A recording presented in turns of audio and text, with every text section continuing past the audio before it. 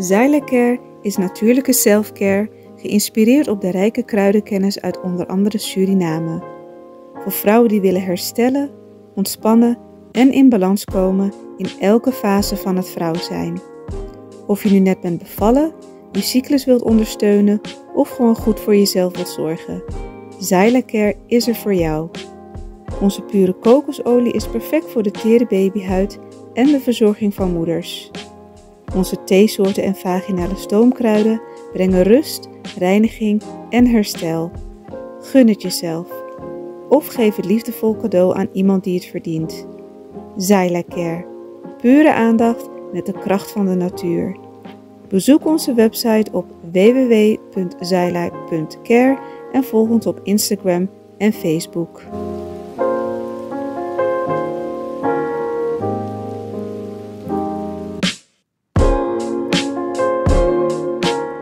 Ja, Bradangasa, hier zijn we weer in Rotterdam.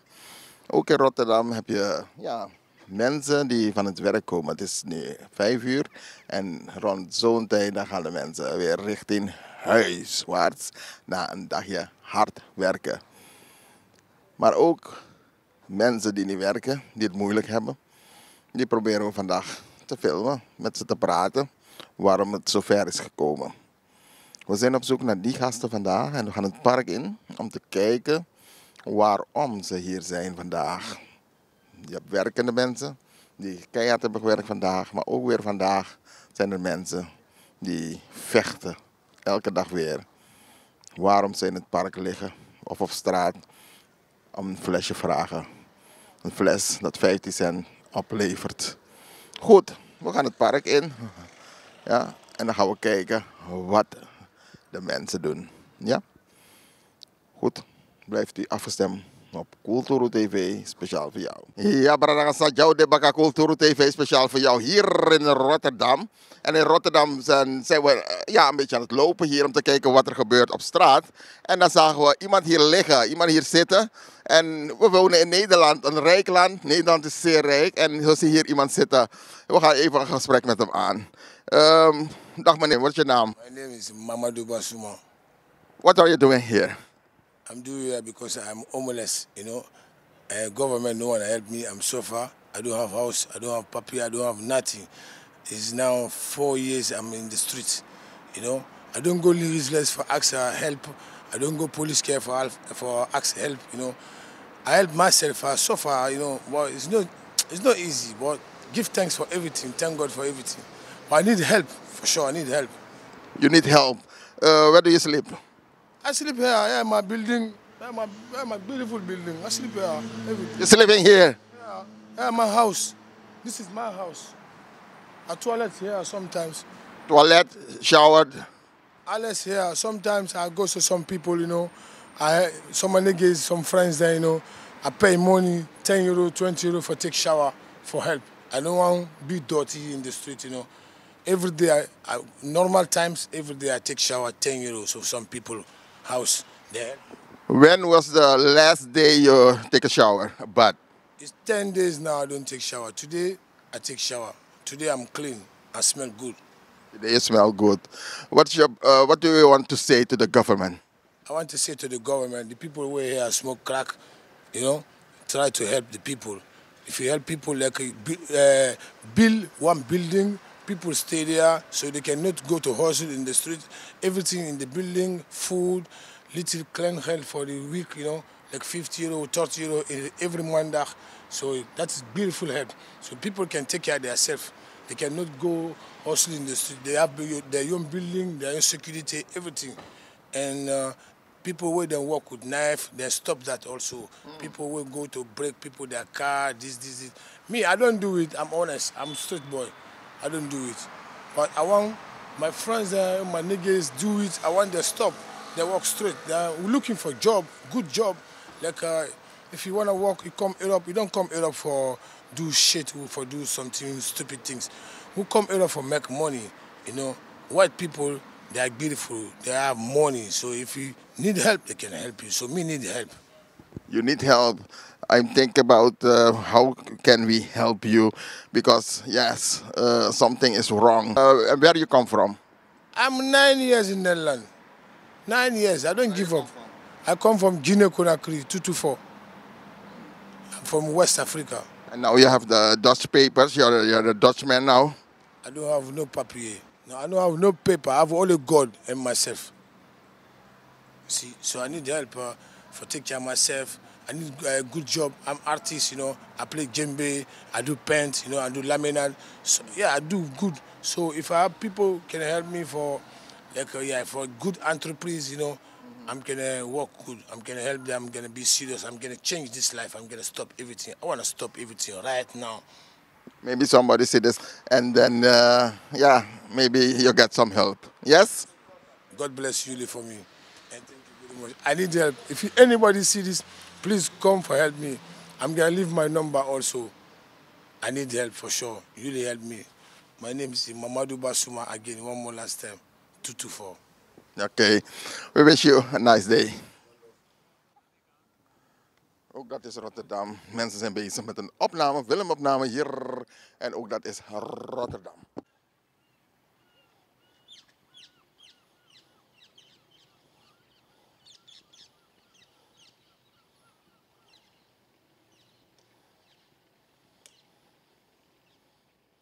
Ja, hier zijn we nog in Rotterdam bezig. Hier zien we een meneer. We zagen je net iets zoeken. Om te beginnen, wat is je naam? Ik ben Vincent. Dag Vincent, welkom bij Cultura TV. We zagen je iets zoeken. Waar zocht je naar? Ik ben dakloos en ik verzamel onder andere statiegeld. En ja, alles wat je tegenkomt onderweg, van sigaretten, van verloren geld. Dus ja, je kijkt een beetje her en der wat een ander mens verloren heeft. Oké. Uiteindelijk om rond te komen, ja. Om rond te komen, dus dan ga je op straat zoeken naar flessen, geld, noem maar op. Ja. En vind je wel eens wat? Ja, je vindt geregeld wat. En soms hele vreemde dingen. En soms hele welkome dingen. Wat heb je wel eens gevonden wat je dacht, hey, bingo. Een keer €150 in de tram, naast een stoel, tussen de stoel en de muur. Geweldig, dat is een feestdag voor jou. Ja, en het was zeker op het moment dat het heel goed uitkwam. Dus ik was zeer blij. Natuurlijk. Maar hoe is het zo gekomen? Je bent geboren in Nederland, je bent naar school gegaan, het ging goed, wat is gebeurd? Ja, heel lang verhaal om dat natuurlijk even zo kort samen te vatten. Maar goed, moeizame jeugd. Ik was altijd een vervelend druk rotjong. Op latere leeftijd is vastgesteld dat ik een vorm van autisme heb en ADHD. Dus dat verklaart eigenlijk waarom je toen wat anders werkte dan andere kinderen. Tegenwoordig zou je een jongere met een extra hulpbehoefte zijn. Toen was je gewoon een vervelend druk rotjong. En daardoor ben je eigenlijk een beetje de verkeerde kant op gegleden. Onder andere middelengebruik, criminaliteit. Nu gelukkig sinds het statiegeld dat je daar gewoon mee je brood kan verdienen, is de criminaliteit gelukkig verdwenen. Maar middelengebruik, ja, je zit nog steeds in de ellende, dakloosheid, geen dagbesteding.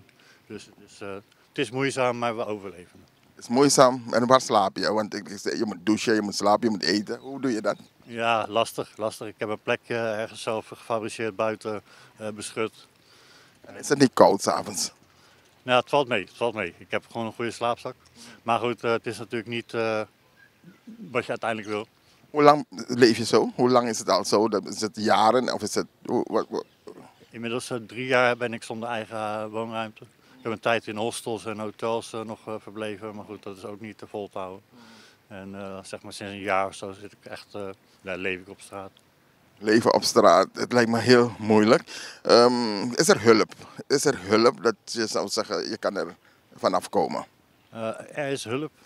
En het zal vast wel op sommige momenten ook goed werken. Alleen ik ben een beetje tegen het fundament van hoe het hulpsysteem is opgebouwd in Nederland. Want een hulpverleningsorganisatie krijgt subsidies aan de hand van wat ze voor een cliënt kunnen doen. Dus voor hun is eigenlijk niet de noodzaak om een cliënt zo snel mogelijk verder te helpen. Want dan zijn ze van de cliënt of moeten ze nieuw zoeken. Voor hun is het natuurlijk hoe langer een cliënt onder hun zorg blijft, hoe makkelijker en hoe meer het verdienen is. Dus het verdienmodel van de zorg, van de hulpverlening, is een beetje scheef in mijn ogen. Dus in plaats dat ze je helpen zodat je weer in de maatschappij komt, zeg maar, dan zouden ze je een beetje achter willen houden. Ja, ik denk niet dat dat bewust gaat, zeker niet door de medewerkers op de werkvloer. Maar het is natuurlijk dat het hele systeem zo is gebouwd dat dat uiteindelijk is waar ze heen gaan. Dus het eerste is een cliënt binnenharken en dan kijken onder welke afdelingen kunnen we hem allemaal plaatsen. Ja. En Natuurlijk zijn er ook wel sommige medewerkers die echt vanuit hun hart werken en willen dat je vooruit komt, zo snel mogelijk. Maar het systeem zelf is eigenlijk zo gebouwd dat we hebben geen haast en we zien het wel. Ja. Dus met andere woorden, ze verdienen aan jou.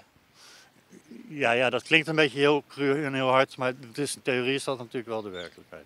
Wat zou je het liefst willen? Wil je eraf of zeg je van nee, het is goed zo, het kan? Nee, ik wil het veranderen. En sterker nog, ik ben er ook mee bezig. Onder andere ook met de gemeente om toch te kijken van, nou ja, wat is er. Ik heb ook schulden, dat soort dingen, dus je zou ook schuldhulpverlening in moeten. Dus we gaan kijken. Dus binnen 6 maanden zou er iets moeten veranderen in mijn situatie. Maar dus op dit moment krijg je helemaal geen leefgeld? Nee, ik heb wel recht eigenlijk op een waaijong-uitkering. Omdat ik natuurlijk vanwege mijn autisme ook ben ik arbeidsongeschikt verklaard. Maar goed, je bent niet ingeschreven, je hebt geen huis, dat soort dingen. Dus momenteel ontvang ik hem ook niet. Maar in principe is dat waar ik normaal van rond zou moeten komen. Ja. Oké, jonge kinderen, jonge mensen die nu naar jou kijken, wat zou je, want het lijkt me moeilijk, wat zou jouw advies zijn van, hey, trap er niet in, maak niet diezelfde fout, wat zou jouw advies zijn? Nou ja, ik denk vooral dat het gebruik van middelen, dus zelfs het blowen, wat op het moment zelf ideaal is, want je hebt nergens meer last van. Op lange termijn is het gewoon waardoor je ook passief wordt en niet meer dingen gaat veranderen die je toch moet veranderen. Dus je blijft in je ellende zitten, waardoor de ellende alleen maar groter wordt omdat je het niet aanpakt. Stel je zou geld nu hebben, dan zou je iets kopen zodat je je lekker kan voelen. Waarschijnlijk, ja. Maar je eet wel goed ook, dus ik bedoel, wat zou je eerst kopen, het spul of het eten? In die zin het eten en drinken en mijn tabak roken, want die hebben de prioriteit. Ja. En daarnaast middelen. Dus ik heb mijn brood net gehaald. Oh, geweldig, ik zie brood, ja. Het drinken zit in mijn tas. Dus jij zit goed voor de komende 2 dagen? Ja, meestal is het binnen een dag op, maar ja. Dus daar eet je goed? Ik eet wel goed, maar ja, je weegt heel veel, dus het gaat er net zo hard of harder af dan dat het erop komt. En hoeveel verdien je op zo'n dag met het flessen vinden, zeg maar? Wat kan het zijn, 20, 30 euro per dag? Ligt aan, dat is toch wel een beetje waar je vanuit gaat. Als je een leuke dag hebt, als er wat te doen is bijvoorbeeld, heb je 50 tot 70 euro als je gewoon echt een beetje op de juiste plek op het juiste moment bent. Maar 20, 30 euro is wel iets waar je dagelijks wel wat reëel is. Ja, want ik zie, als we met de auto rijden, hier op de hoek zien we vaak de jongens staan, hè, tussen de auto's. Sta je ook daar eens? Nee, ik heb dat wel 1 keer gedaan, wat ook heel erg succesvol was, maar het is niet mijn ding. Hetzelfde als mensen om geld vragen of whatever, dat zit gewoon niet in me. Weet je, ik vind altijd van je moet je eigen bankje stoppen. Het is wel dat af en toe best mensen naar je toe komen en je wat toeschuiven, omdat ze zien dat je hard bezig bent en het toch moeilijk hebt. Maar ook bij die auto's staan, het is toch mensen benaderen. Want weet je, het is hetzelfde als met die telefoonmarketing en zo. Mensen zitten niet op te wachten, dus je moet mensen niet lastigvallen die dat niet willen. En van de 10 mensen die je zal vragen op straat, zijn er 9 die gewoon niet lastiggevallen willen worden. Weet je? En dan denk ik, ik ben niet diegene die dat dan doet. Oké, dus je kan brood eten, zeg maar, als je een beetje actief bent. Maar ik ben benieuwd naar je slaapplek, zeg maar. Hoe ziet het eruit? Is het in het bos hier, in het park? Nee, het is onder de balkons van een flat. Ja, en dan met een heg ervoor. Dus je bent beschut eigenlijk van alle kanten, niemand die je ziet. Je wordt niet nat. Je bent droog, ja. Heel goed, creatief. Ja. En wat heb je gestudeerd vroeger? Ik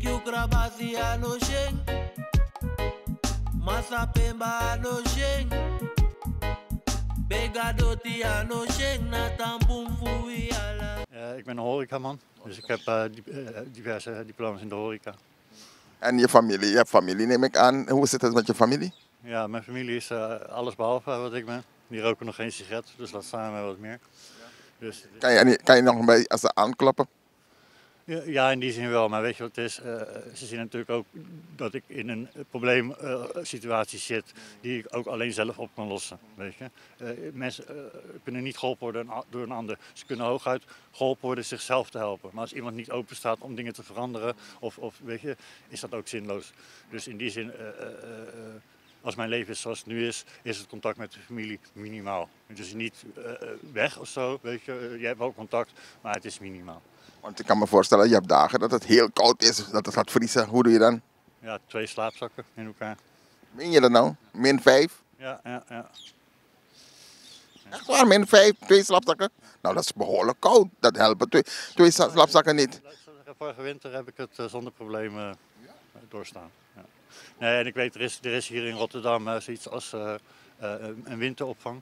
Dus zodra ze vorst is in de nacht, Dan wordt er door de gemeente een locatie bij het vliegveld, waar pendelbussen heen en weer rijden vanaf het centrum, zodat de mensen erop kunnen komen, waar je dan ook kan overnachten. Dus als er echt nood aan de man is, zou ik zoiets doen. Maar het is, ik ben er één keer wezen kijken om te kijken wat het is. Maar het is niet voor mij. En ik heb ook vorig jaar in ieder geval niet de noodzaak gehad om daarheen te gaan. En hoe was je dag vandaag? Was het een beetje een succesvolle dag?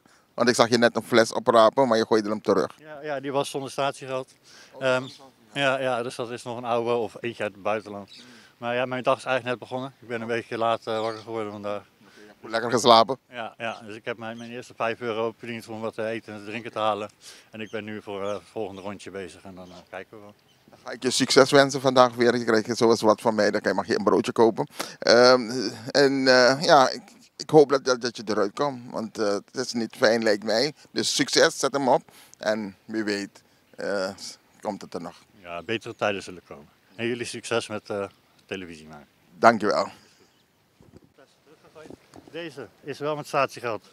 Alleen heeft iemand streepjescode eraf gehaald, waardoor je hem niet meer kan inleveren. En deze heeft wel een streepjescode, maar dit is een buitenlandse fles, waardoor niet het statiegeldlogo erop staat en die dus niks waard is. Oh, jammer. Maar omdat je nu toch in mijn handen hebt en we voor de film zijn, zal ik €7 afgooien. Geweldig, heel goed van jou. Goed, fijne dag.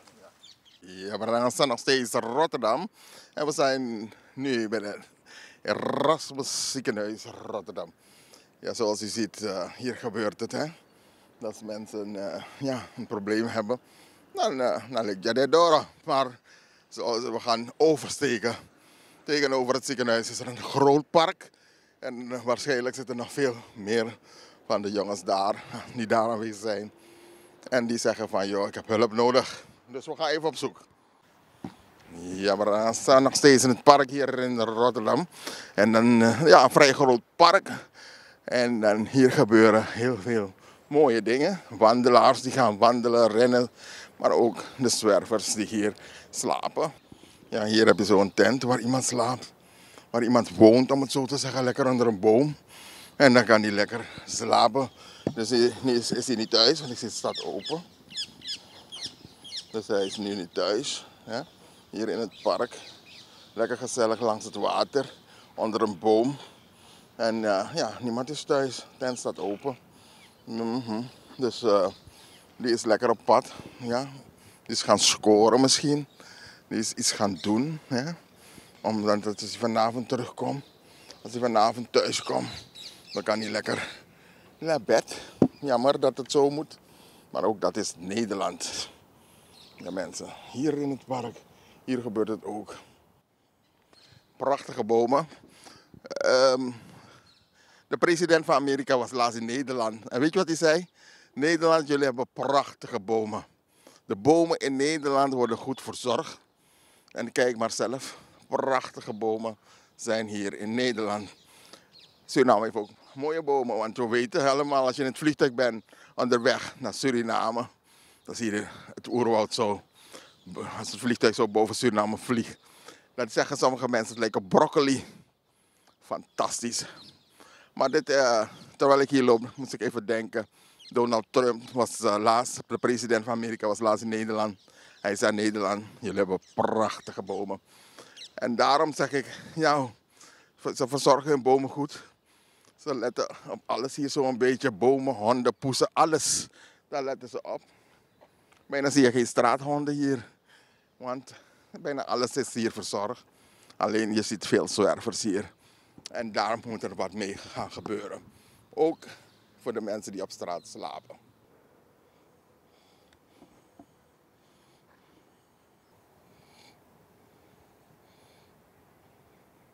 Daar zitten ze lekker te eten. En dan kan je betalen. Ga je lekker omhoog. En dan ga je lekker boven. Dan ga je weer naar beneden. Dan kan je heel Rotterdam zien. Het wordt al donker. Het wordt donker in Nederland.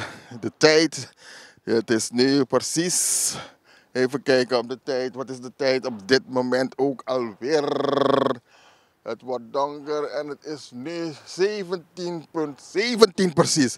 Ik kan go bij Wallat, 17:17. Ja mensen, dit is Kulturu TV. Speciaal voor jou hier in het bos. Wel, logo, zij zijn naar Boesboes, ja, toetak. Waar zijn de mensen? Ze zijn op stap. Die rokken. Want ze moeten ook aan hun geld komen, toch? Flessen verzamelen. Dat soort dingen. Maar goed. Daar zie ik eentje. Kijk hem daar, achter die boom. Achter die boom daar. We gaan kijken als hij wil praten. Hier zat hij. Als je goed kijkt, kan je hem zien daar achter die boom. Maar het wordt donkerder en donkerder. Maar we gaan kijken als we dichterbij komen wat hij zegt. Ja, Barangasa, jouw de Bakakulturu, nog steeds in het park hier in Rotterdam. En we praten met een paar gasten hier die hier zitten. En we zijn benieuwd naar hun verhaal. Het verhaal wat we willen weten is hoe het zo is gekomen. Dag meneer, wat is uw naam? Andy. Andy. Hey Andy, hoe gaat het? Goed hoor. Mooi zo. Andy, je bent hier in het park. Wat is er gebeurd? Hoe komt het zo dat je... wat is gebeurd dat je hier bent in het park? Nou, we gaan rondjes lopen, blikjes zoeken, flesjes zoeken. Statiegeld. Ja. En hoeveel flessen vind je op zo'n dag? Nou, het ligt eraan als je de route klopt en je bent op tijd, dan gemiddeld aan geld bedoel je? Ja. Ik denk iets van €30. 30 euro op een dag. Heel de dag bezig. Hè. Daar heb ik het over, 's ochtends vroeg tot 's avonds laat. Er zijn een paar plekken waar ik dan, bijvoorbeeld ik ben skateboarder van de skateshop RSI, krijg ik dan flesjes, sparen ze per week. Van de kapsalon non-blond. En dan krijg ik ook flesjes en zo komt er steeds een bij, ook zo'n sushi bar en zo. En dan, dan gaat het wel goed. En soms als mensen je zien rapen, zeg maar, dan krijg je wat eten van ze. Als ik sigaret van de straat raap, heb ik heel vaak dat mensen me sigaretjes geven. Ja. En ik ben niet zo van het bedelen, maar ik vind dat wel een mooi gebaar. En langs de kant van de weg gaat ook goed. Dan hoef je niet om geld te vragen. Mensen zijn blij dat ze er vanaf zijn. En dan soms krijg je een hele tas, wacht even, doen ze een kofferbak open. Soms krijg je ook geld, maar daar vraag ik niet om. Dus, dat is fantastisch dat mensen zo begaan zijn met jou. En nog een vraag heb ik voor jou. Wat is er gebeurd dat het zo ver is gekomen? Want je bent in Nederland geboren? Ja, klopt. Vlaardingen. Oké, Vlaardingen. En je bent naar school gegaan. Wat is er gebeurd dat je nu vandaag aan de dag flessen moet hebben? Nou ja, ik ben niet zomaar naar school gegaan. Ik ben afgestudeerd aan de Willem de Koning in Koenlaude. Ja. Fantastisch, dat is geweldig. Ja, zeker. Wat gebeurd is, nou ja, ik had een koophuis. Ik werkte in een koffieshop en ik heb 7 jaar daar gewerkt. Toen ben ik op een gegeven moment een burn-out gekregen en arbeidsongeschikt geraakt. Omdat ik niet meer tegen die damp van die wiet kon. Daar werd ik psychotisch van. Ja, ik ben open boek hoor. Ik heb een ervaringsdeskundig certificaat. Ik heb op een gegeven moment klinkt misschien raar, maar ik ben hoogbegaafd verklaard. Ik heb zwarte band judo, ik heb Rotterdams elftal gevoetbald. Ik kan windsurfen, maar ik ben uiteindelijk skateboarder geworden en een stichting opgericht. Stichting Snotnose Skateboarding. En ik heb voor de sportrecreatie gewerkt. Alles ging goed, ik had een koophuis, een gezin en alles. En op een gegeven moment was ik gewoon te gastvrij geweest en soms ging ik dan weg en dan liet ik mensen in mijn huis en zo. En dan kom ik terug en dan is ineens de politie met linten afgezet, weet je wel. Gewoon overlast, weet je wel. Dus op een gegeven moment ben ik dan het huis uitgezet en in begeleide woonvormen gezet, maar dat is niet voor mij weggelegd. Joh. Ik heb autisme en ADHD en ik kan niet zo goed tegen die camerabewaking en die smartphones. Op een gegeven moment ben ik 51 jaar, weet je wel. Ik krijg gewoon een paar nieuwe denkbeelden van en dat vind ik niet fijn. Dus nu ben ik 2 jaar op straat en ik werk vrijwillig bij Stichting Ontmoeting. Dat is een soort van redding en ook... het klinkt misschien raar, maar ze hebben me in contact gebracht met geloof en Jezus en dat werkt wel. Ik ben atheïstisch opgevoed, maar het werkt wel, ja. Oké, dus je bent afgestudeerd, je hebt je best gedaan door anderen, zeg maar. Dan ben je koophuis kwijtgeraakt. Ja, maar ook namelijk doordat ik gewoon zo dom ben om iedereen maar te vertrouwen en gewoon niet scherp ben geweest. Ik ben in Californië geweest en daar hebben ze allemaal de sleutel van mekaars huis en zijn allemaal gastvrij. Bepaalde stukken service skateboarders. Maar dat maakt niet uit. Ik ben op een gegeven moment straatmuzikant geworden en mag ik bij de kino spelen. Ik ben bijna net zo gelukkig als ik toen was. Alleen dat ik mijn gezin mis. Oké, ik kan me voorstellen, je mist je gezin. Ja. Hoeveel, heb je kinderen? Ja, ik heb een zoon van 12 en een stiefdochter, die is nu 24, maar ze half. En je ziet ze helemaal niet meer? Af en toe zie ik mijn zoon wel, ja. Het is wel goed als je ze nog ziet. Maar waar slaap je? Ik slaap af en toe in de opvang, maar meestal bij 1898. Dat is een wijnbar. Ik mag van die eigenaar daar slapen en als ik me netjes hou. Okay, dus je hoeft niet in het park te slapen? Nee, dat zou ik niet durven, man. Ik heb een zwarte band, maar ik vind het echt eng. Ik vind het echt fucking eng, ja. Ja, Ja, maar soms ook in die opvang vind ik het eng hoor. Dat je soms met psychopaten in de ruimte zegt. Ja, dus in de gevangenis krijg ik ook mijn eigen cel. Hè. Dat heeft zomaar de reden. Ik heb een zwarte band, hè, dus ik ben vlug gevaarlijk voor de politie me gevochten en zo heb. Maar ik ben niet trots op of zo. Maar ik vind het straatleven, ik kom mooie mensen tegen. En ik heb ook gewoon, ja, ik weet niet. Ik ben best wel, ik kom er ook achter wat de mensheid best wel vrijgevig is. En op een gegeven moment kennen ze je ook, weet je wel. Dan kennen ze me nog uit dat ik portier was in de koffieshop en dan krijg ik gewoon wat. En voor de rest, met die blikkenraperij, je hoeft niet te stelen, je hoeft niet te bedelen en je komt er gewoon voor rond. That's about it. Oké, geweldig dat je toch niet hoeft te stelen en dat je toch je best doet om... maar bestaat er een kans dat je eruit komt? Ja, sowieso. Maar ik moet wel mijn schouders een beetje onderzetten.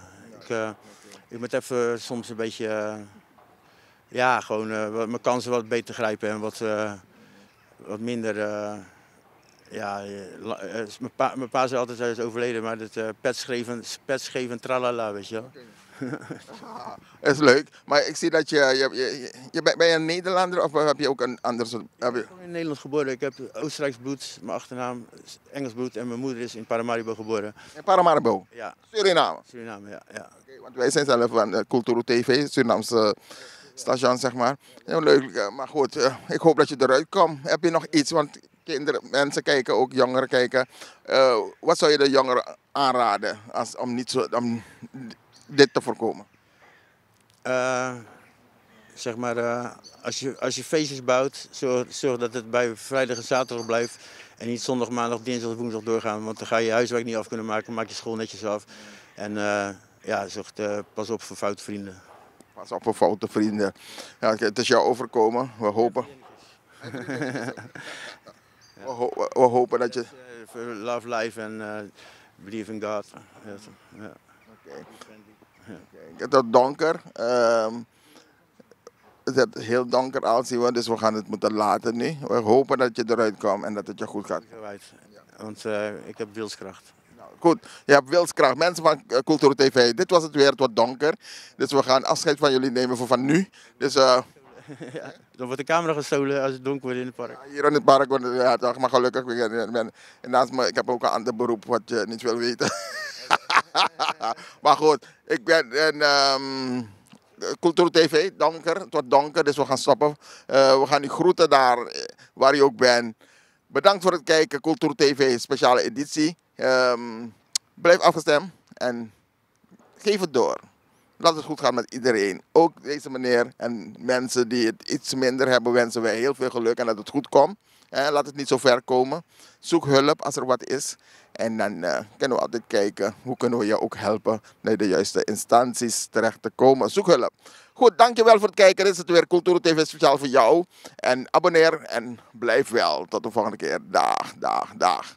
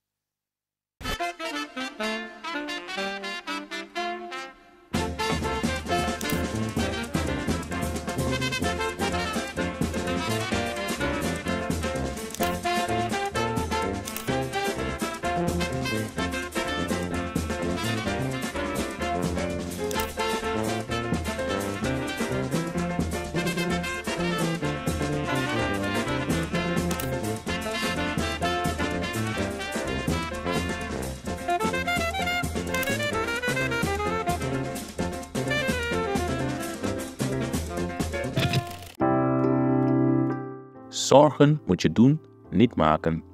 Zorg is persoonlijk. Onze jongste patiënten krijgen daarom bij de huisartsenspoedpost ook een persoonlijke behandeling. Onze artsen zijn zeer bekwaam in het opvangen en behandelen van uw kind. Huisartsenspoedpost Suriname. Uw zorg is onze zorg.